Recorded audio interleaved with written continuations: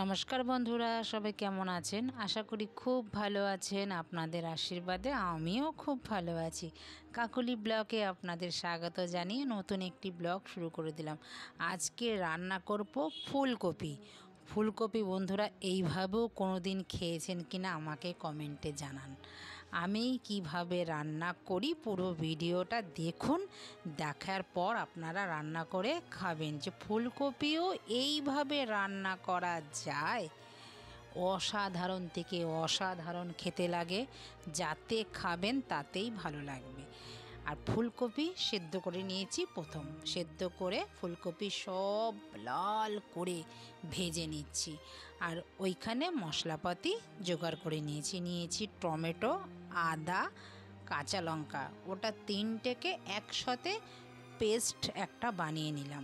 আর প্রতিদিনের যে গুঁড়ো মশলা থাকে, একটু জিরের গুঁড়ো, ধনিয়া গুঁড়ো, নুন, হলুদ, এগুলো, একটু কাঁচা লঙ্কা বা পেস্ট। আর এখানে ডুমো ডুমো করে আলু কেটে নিয়েছি। আর ফোড়নে দিলাম মৌরি, মেথি, সাদা জিরে, শুকনো লঙ্কা, তেজপাতা। ফোড়নটা যখন হয়ে গেল দিয়ে দিলাম আলুগুলো একটু ভাজার পরে দিয়ে দিলাম ওই টমেটো পেস্টটা। এইবার দিচ্ছি গুঁড়ো মশলাগুলো। এর মধ্যে দেখেছেন সবই প্রতিদিনের এই মশলাটা প্রত্যেকের ঘরে থাকে। এইবার দিলাম একটু হিং, মানে এই ধরুন 2 থেকে 3 চুটকি হিং দিয়ে এবার ভালো করে নাড়ব। ভালোবাসার হাত দিয়ে সুন্দর করে বেশ অনেকক্ষণ ধরে অল্প আঁচে ভালো করে কষাবো এটা, যতক্ষণ না তেল ছেড়ে আসবে এর থেকে। এই রান্নাটাও ধৈর্য ধরে সহকারে যদি করেন অসাধারণ থেকে অসাধারণ খেতে লাগে। এই রকমও যে বাঁধাকপি বা ফুলকপি রান্না করা যায়, আপনাদের দেখিয়েছি। ফুলকপি বাঁধাকপি দিয়ে আমি রান্না করেছি, অসাধারণ টেস্ট। আর এইবার দিয়ে দিলাম কসুরি মেথি। এটা যখন দেব, ফুলকপি বলুন, এর আলাদা মাত্রা একটা নিল। ফুলকপিগুলো, ভাজা ফুলকপিগুলো দিয়ে দিলাম, দিয়ে এবার ভালো করে নেড়ে চেড়ে এইবার নামিয়ে নেব।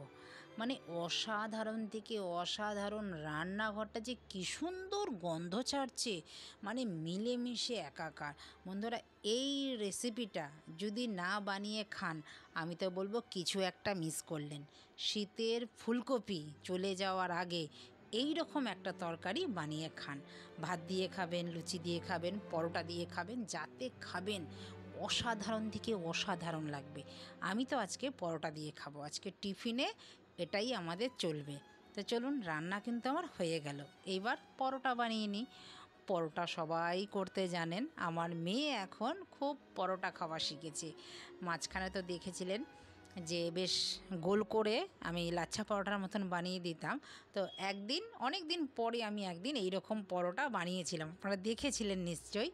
তো তারপর থেকে বলছে, মা এই পরোটাটা খেতে খুব ভাল লাগে, বেশ ত্রিকোণ টাইপের পরোটা খেতে, এটা খুব ভালোবাসছে এখন দেখছি। তার জন্যই এখন আমি এই ত্রিকোণ পরোটাটাই এখন বানাচ্ছি। এটা দিয়েও টিফিনেও দিয়ে দেবো, আর সকালেও খাবে, আর আমরাও খাবো। আমি কিন্তু পরোটা এরকম 4-5টা করে একসাথে করেই ভাজি, একটা করে ভাজি না, এরকমবারে একবারে সব দিয়ে দিই, দিয়ে ভেজে নিই।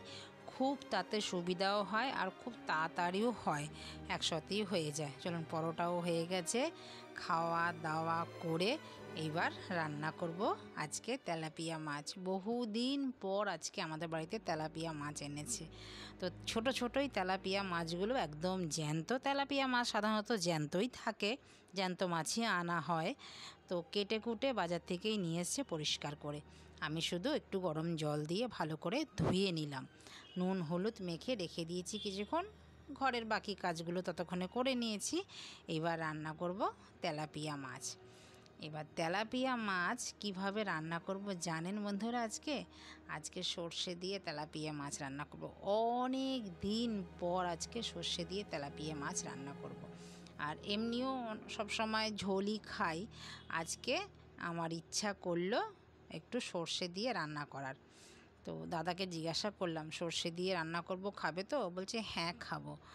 যে কোনো জিনিস অনেক দিন পর যখন খাবেন সেই জিনিসটা খেতে কিন্তু অমৃত স্বাদ লাগে। দেখবেন বন্ধুরা, একঘেয়েমি জিনিস খেতে কিন্তু খুব একটা যত ভালো করেই রান্না করেন সেটা কিন্তু আর ভালো লাগে না। আর তেলাপিয়া মাছ আমাদের ঘরে আজকে আসলো প্রায় অনেক দিন পর, আর সর্ষে দিয়ে রান্না করব, খেতেও কিন্তু বেশ বেশ ভালো লাগবে। তো সর্ষে বেটে নিয়েছি, যেহেতু অল্প সর্ষে তো মাছও অল্প, আমি আর মিক্সিতে সর্ষেটা বাটি না, এই সর্ষেটা পাটাতেই বেটে নিই। বেটে একটু জল দিয়ে ভালো করে ধুয়ে খোসাগুলো সব ফেলে দিই। না হলে না এই খোসাগুলো যদি রান্নার মধ্যে দেওয়া যায়, সর্ষে তো এমনিতেই খুব প্রচণ্ড অম্বল করে, দেখবেন ভালো মানুষেরই অম্বল করে, আর আমরা তো রোগে শোগে জীর্ণ যাকে বলা হয়, মানে প্রত্যেকটা বাঙালির এখন অম্বলে মানে জেরবার। বাঙালিরা যেমনি খেতে ভালোবাসে আর তেমনি ভোগেও সেমনি। তো মাছ আমি কিন্তু বসিয়ে দিয়ে আমি উল্টে দিচ্ছি, একটু ভালো করে কড়া করেই ভেজে নিলাম মাছগুলো। আর ওইখানে সর্ষেগুলো একটা ছাঁকনির মধ্যে দিয়ে দিলাম, সর্ষের যে জলটা আস্তে আস্তে পড়বে, আর যে সর্ষের যে খোসাগুলো আছে সেগুলো সব ফেলে দেব, তাতে শরীরটাও ভালো থাকবে, খেতেও ভালো লাগবে। তো খেতে তো ইচ্ছা করে, তো এইভাবে যদি খান বন্ধুরা তো শরীরের কোনো কষ্ট হবে না। তো চলুন বাকিগুলো মাছগুলো ভেজে নিলাম, আর এই খোসাগুলো সব ফেলে নিলাম, আর এখানে সর্ষেগুলো নিয়ে নিলাম, আর ওই তেলের মধ্যেই দিয়ে দিলাম কালো জিরে ফোড়নে। এবার দেব একটু কাঁচা লঙ্কা বাটা, যেহেতু কাঁচা লঙ্কা বাটা আমরা খাই, এর মধ্যে আর লাল লঙ্কার গুঁড়ো দেব না, তাতে ভালো লাগবে না। সর্ষের মধ্যে একটু কালো জিরে আর লঙ্কা বাটা আর একটু আদা দিলে পরেই বেশি টেস্ট হয়। দিলাম একটু সামান্য আদা বাটা, দেখবেন একবার দিয়ে এরকম খাবেন, সর্ষের মধ্যে একটু আদা বাটা দিলে দেখবেন খুব ভাল লাগে। দিলাম সামান্য একটু আদা বাটা দিয়ে, এবার লঙ্কাটা যখন ভাজা ভাজা হয়ে গেল দিয়ে দিলাম এবার আদাটাও একটু ভেজে নিলাম ভালো করে। এবার দেব হলুদ দিয়েও একটু সামান্য জল দেব, জল দিয়ে এবার ভালো করে একটু নাড়ব, যেন একটুখানি বেশ মাখো মাখো হয়ে যায় আর ভাজা ভাজাটাও হয়। দিলাম স্বাদ অনুযায়ী নুন, সেই জলটা যে ছিল সেই জলটাও দিয়ে দিলাম, তাতে হলুদটাও ফেলা গেল না আর মাছেরও জলটা লাগলো না বেশি। এবার দেখুন একদম ভাজা ভাজা করে নিই। এবার দিয়ে দিলাম সর্ষে বাটা, যে জলটা যে করে রেখেছি সেটা দিয়ে বেশ 2 থেকে 3 মিনিট ভালো করে ফোটাবো, ফুটিয়ে তারপরে মাছগুলো দিয়ে দেব, তাতে মাছগুলো ফুটবে, ফুটে একদম নরম হয়ে যাবে, তাতে মাছগুলো বেশ নুন হলুদ মশলা বেশ ভালোভাবেই ঢুকবে মাছের মধ্যে, তাতে মাছের টেস্টটাও বেশ ভালো হবে। তো মাছগুলো এবার সব এক এক করে দিয়ে দেব, দিয়ে নামানোর আগে একটু ধনেপাতা দেব। তো আমার রান্না কিন্তু এইভাবেই করলাম, আর রান্না কিন্তু কমপ্লিটও হয়ে গেল। এবার চান করে পুজো দিয়ে রান্না করার পরে যে কাজগুলো থাকে সেগুলো তো করতে হয়, ততক্ষণে মাছের ঝোলটা বসিয়ে দিয়েই কিন্তু আমি চানে গিয়েছিলাম। তো পুজো টুজো হয়ে গেছে, খাওয়া দাওয়াও কমপ্লিট হয়ে গেছে, এবার বসবো একটু মেশিনে একটু রেস্ট নিয়ে।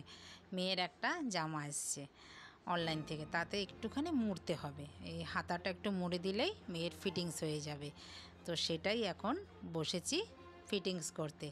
তো বন্ধুরা ভিডিওটা আপনাদের কেমন লাগলো, যদি কোথাও ভালো লেগে থাকে লাইক কমেন্ট শেয়ার করে দেবেন, চ্যানেলটিকে সাবস্ক্রাইব করে রাখবেন যারা আমার চ্যানেলে নতুন আছেন, আর এরকম ভিডিও দেখার জন্য পাশে বেল আইকনটিও প্রেস করে রাখবেন, আপনাদের নোটিফিকেশনে থাকবে, আমি যখন এরকম ভিডিও আপলোড দেব সববার আগে আপনাদের নোটিফিকেশান পেয়ে যাবেন। তো দেখা হচ্ছে শিগগিরই নতুন একটি ব্লগে, আর ভিডিওটা কেমন লাগলো লাইক কমেন্ট শেয়ার করে জানাবেন। নমস্কার, দেখা হচ্ছে পরবর্তী ব্লগে, সবাই ভালো থাকবেন সুস্থ থাকবেন, নমস্কার, টাটা।